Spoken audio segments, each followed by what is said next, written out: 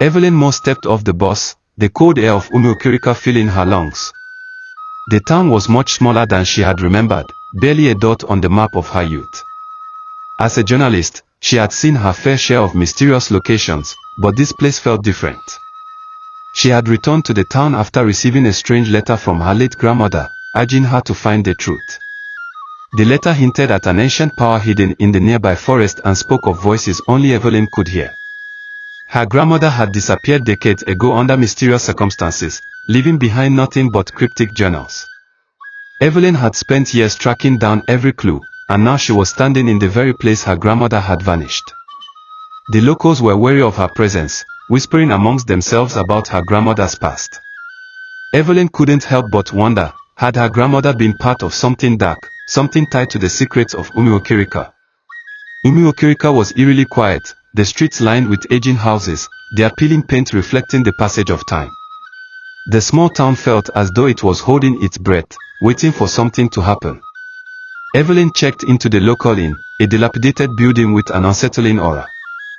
The innkeeper, an old woman named Margaret, eyed Evelyn warily as she handed over the room key. She had heard of Evelyn's arrival. That night, the town seemed to come alive in whispers. As Evelyn lay in bed, she could hear faint voices outside her window. The wind rustled the trees, but the whispers seemed too deliberate, too close. "Come to us," one voice seemed to call.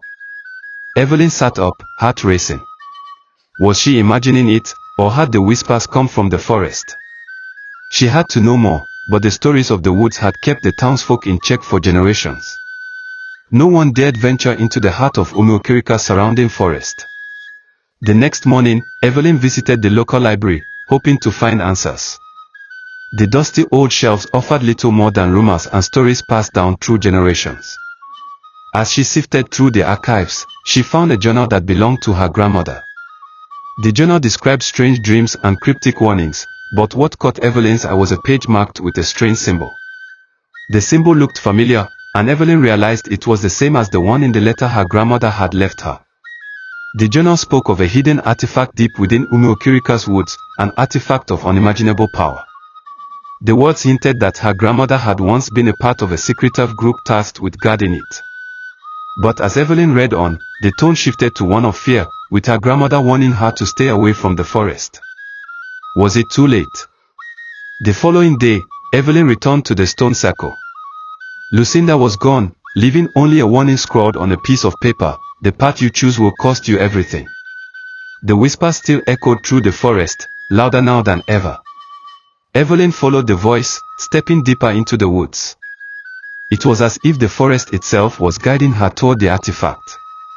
When she reached the center of the stone circle, she found a hidden door beneath the earth, a stone trapdoor.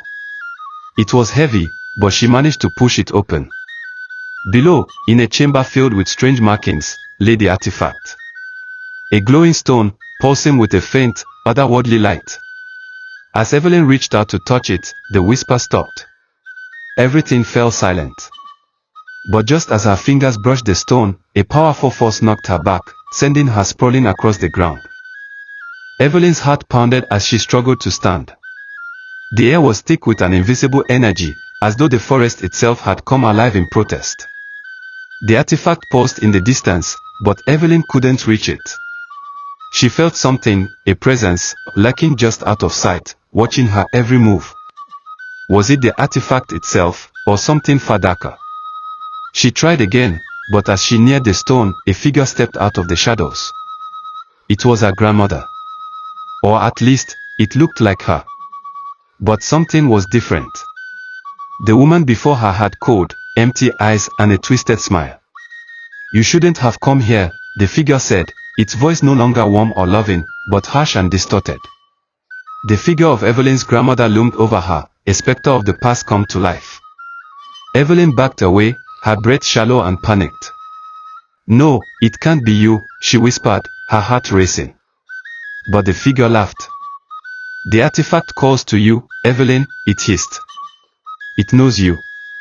It has always known you." Evelyn felt the ground beneath her tremble, the forest around her shifting. The whispering voices grew louder again, merging into one. They were no longer just a distant call, they were inside her mind, drowning out everything else. Suddenly, Evelyn understood. The artifact wasn't just a relic.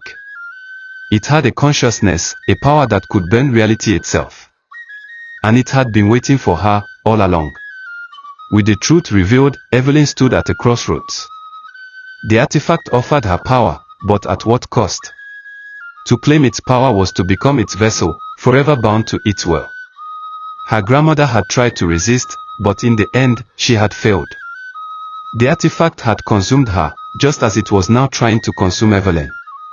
Lucinda appeared, rushing to her side. "Don't touch it," she pleaded. "It will take everything. You'll lose yourself."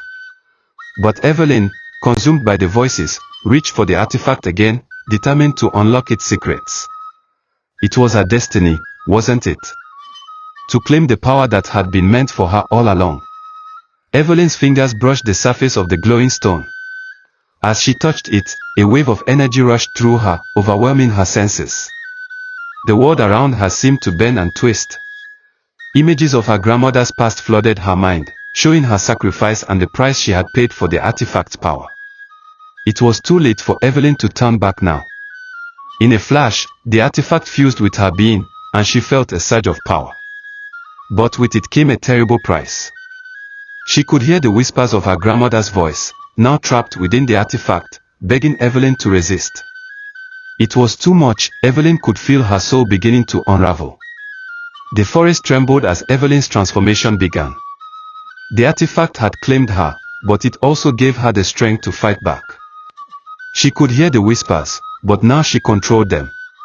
She could feel the power coursing through her veins, filling her with knowledge and strength. But there was a cost. She was no longer entirely human. She had become something else, something born of the artifact's dark power.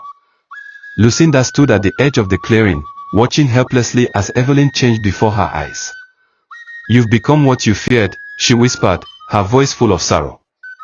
"The artifact owns you now." Evelyn looked at her, a strange, twisted smile playing on her lips.